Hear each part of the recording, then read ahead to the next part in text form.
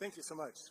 Your Excellency, President William Ruto, please allow me to write on all the protocols already observed today. We have so many amazing distinguished guests with us here today.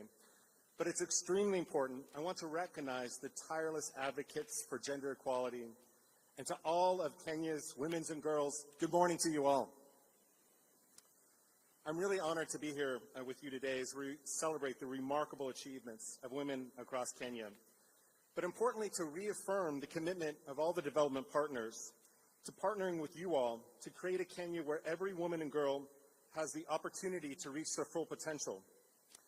Today, I'm wearing many hats today.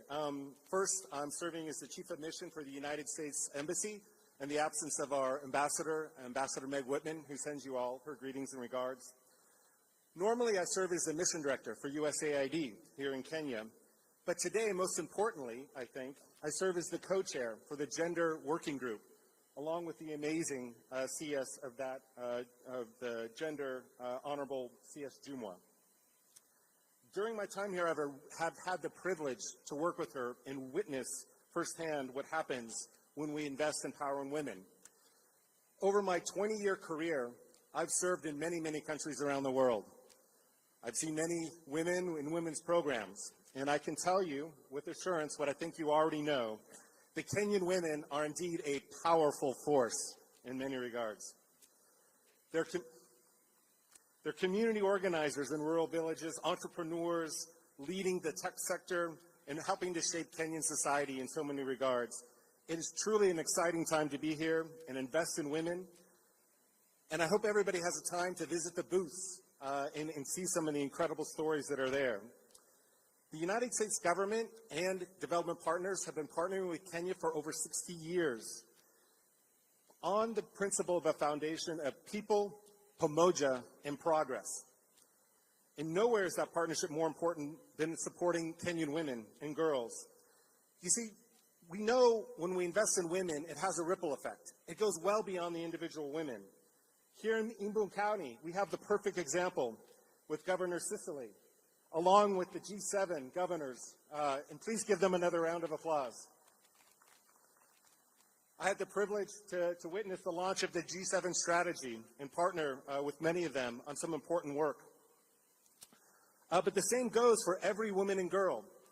As I said, I'm an economist by background, and I've been working in development now for well over 20 years. And we work very hard to figure out what works. What are the most impactful ways we can foster development in a country? And it's hard. It's very hard to find something that consistently works over and over again. But there's one thing that stands out. There's one consistency. There's one thing that we know, that investing in women works. When you invest in women, you not just invest in that individual. We know what happens when a woman has income. What do? They invest in their family. They invest in education. They invest in food. But it goes well beyond their family. They invest in businesses, farming, small businesses, large businesses, entrepreneurs. They become community leaders, and they become governors of counties. That's why we're committed to continuing that investment as we go forward. But we know challenges exist. For example, we know that here in Kenya, unfortunately, I just found this out yesterday. I actually didn't know this, that Kenya has actually the second highest child pregnancy rate in the world. And we know that has some impacts that are very significant. First, we know that if a girl finishes education, they're 50% less likely to engage in child education. But it goes beyond that. If a child and a woman just has 1 year of education, statistics show that they earn 25% more income. They become members, active members of the economy going forward. That's why it's so important to invest in women, in their education and in their job creation.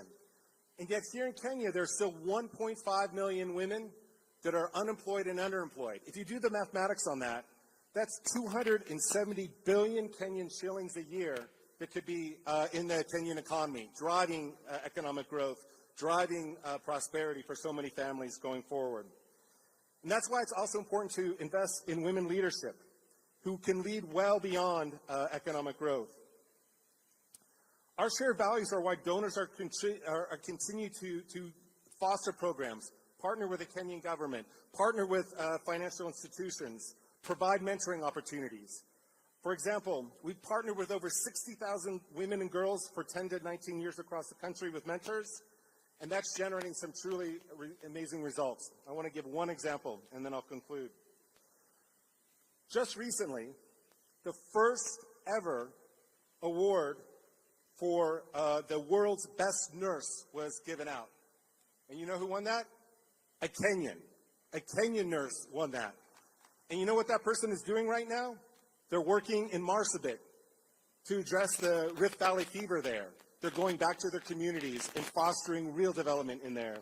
That's why we're going to continue to work together with you all. We'll continue to work together with the government to foster new policies, new innovations, development programs, hand in hand with you all, and support you all to be the leaders, the entrepreneurs, the champions in the future, who knows governors, and who knows beyond. Thank you very much.